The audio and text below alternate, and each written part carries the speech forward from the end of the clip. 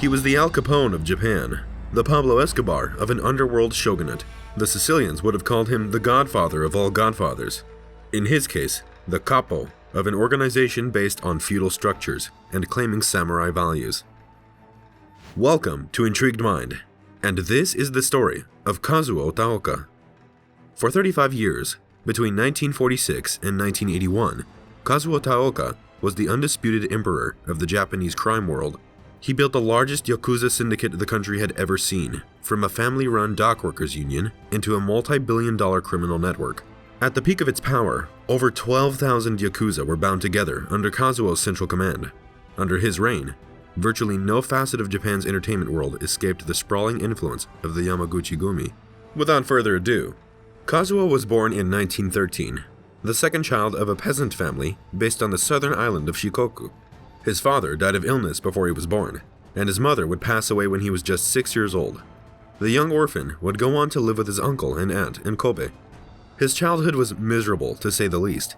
His aunt was neglectful, and his uncle, a foreman for the local factory, was a drunk who beat Kazuo regularly. While in late middle school, in his early teens, he befriended a young classmate named Hideo Yamaguchi. It was a connection which would change his life forever. Hideo was the younger brother of Noboru Yamaguchi. Noboru had recently assumed control over the Yamaguchi-gumi gang, a labor union on the docks of Kobe, founded over a decade earlier by Noboru's father, Harukichi. What started as a loose family business would gradually evolve into a sophisticated criminal network, with great influence on the dockworkers, but also with a hand in prostitution and entertainment, ranging from sumo wrestling to rakugo.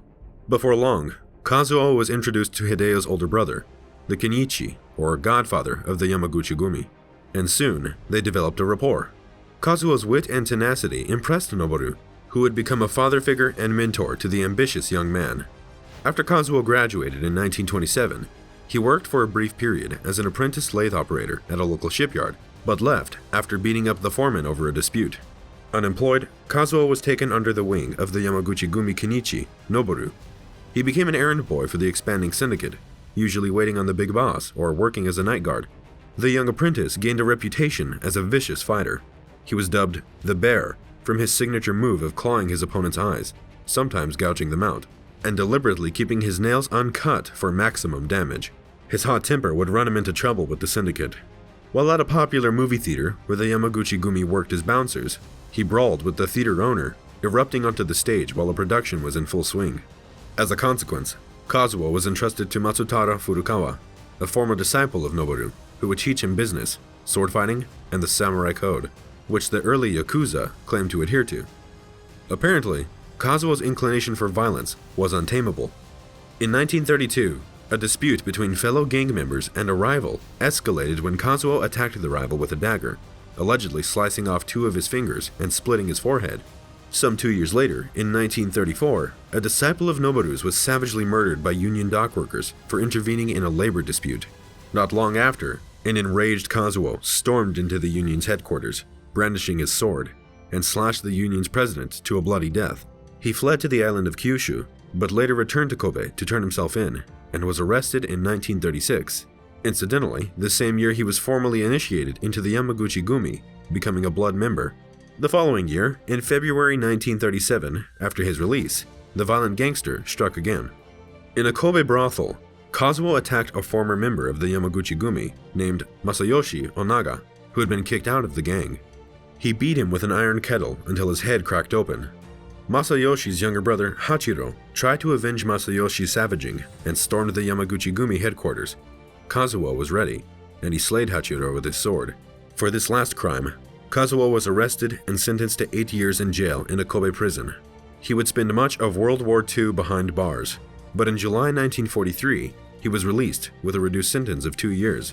He was welcomed back to the Yamaguchi-gumi gang, which had been weakened by police crackdowns and the military draft. Its second-generation leader, Noboru Yamaguchi, Kazuo's longtime mentor, had also died in 1942, possibly from the repercussions of an assassination attempt several years earlier. The fascist government had previously cooperated with Yakuza gangs in the 1930s while Japan was expanding its Asian empire. But by the 1940s, the Yakuza, outdone by their criminal counterparts within the government, were either forced to wear a uniform or were sent to jail, considered an independent force with too much power. This changed in 1945 with the Allied victory and the American occupation of Japan. Japanese society was in turmoil. Scores of foreign immigrants, mainly Chinese and Koreans, who had witnessed the barbarities of Japanese invasion and occupation, spilled out their rage on Japanese citizens in savage attacks. They also came to dominate the country's black markets. The police, whose powers had been drastically weakened as a result of American occupation forces, called on the Yamaguchi-gumi to act as vigilantes, guarding the city and publicly clashing with the foreign delinquents before their very eyes. By this point, Kazuo was in charge of the Yamaguchi-gumi. He had been appointed by the clan's elders in October 1946, almost unanimously considered the most proficient organizer among the surviving members, and whose ruthlessness would allow the syndicate to ride out the turmoil of post-war Japan and expand operations. Their faith could not have been placed in a better man. The terror of the immigrants carried on, crippling Kobe and other major cities. On one occasion, a group of 300 immigrant delinquents stormed the police station and took hostages. In reaction, the mayor of Kobe personally approached Kazuo, asking him to quash the rebels. Kazuo obliged.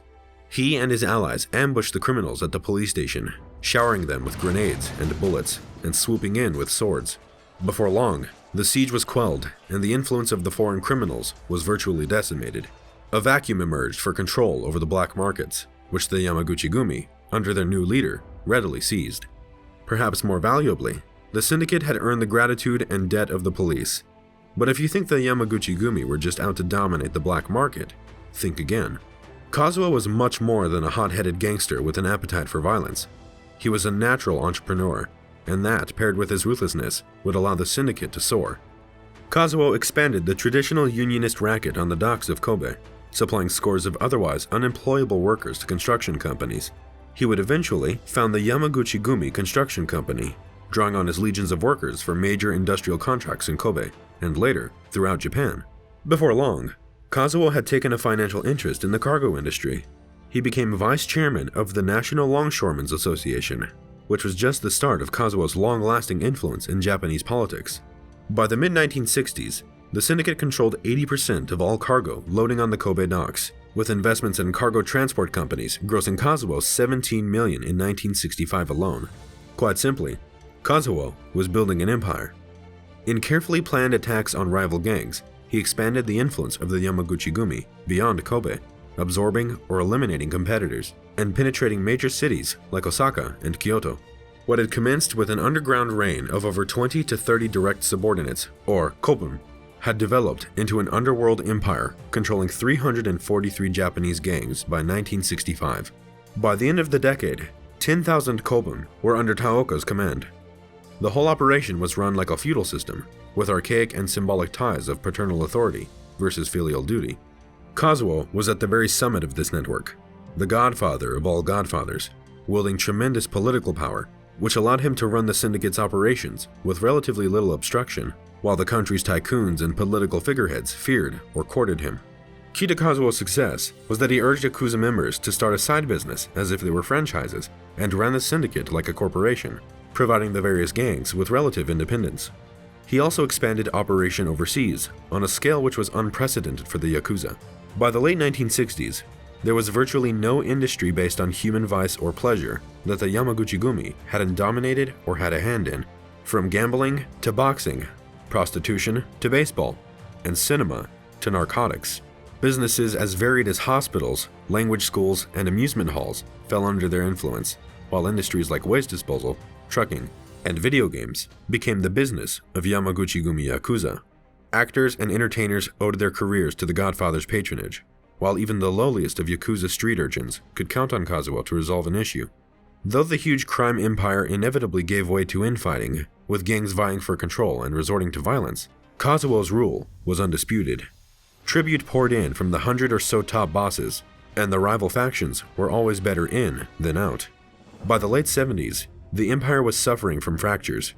A generation gap emerged, pitting the more senior factions against the younger members, the latter accused of distorting the traditional Yakuza bonds of filial duty through unwavering obedience to authority. Another issue was that inter-gang violence had begun to cost innocent civilian lives. Not only did this conflict with traditional samurai, and even mafia rules about containing violence and sparing the innocent, but public outrage and police crackdowns were weakening the syndicate and causing the Yakuza to lose face. Kazuo's old charges were also pressed by leading prosecutors, desperate to put the aging Godfather behind bars once and for all. In a nationally televised press conference, Kazuo's number 2, Kenichi Yamamoto, apologized to the police and the public for the damage they'd caused, but a far greater problem would dog the syndicate and threaten the wide-ranging power and unity of the Yamaguchi-gumi.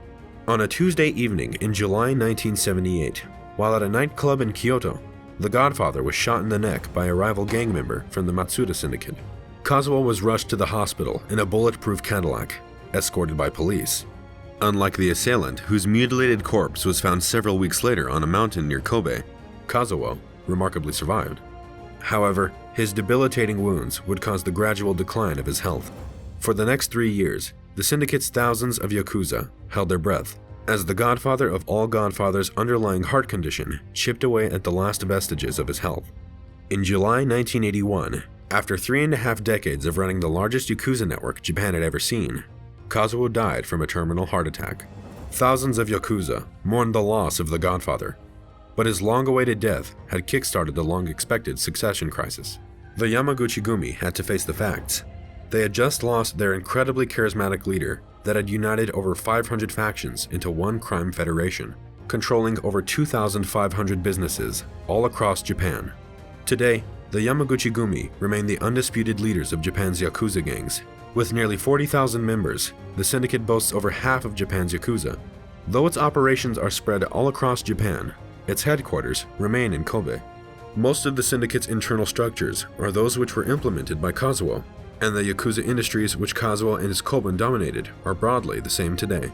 The enormity of his legacy is incontestable, and it's safe to say that the modern-day Japanese underworld would be a much different story without Kazuo's titanic shadow looming over it.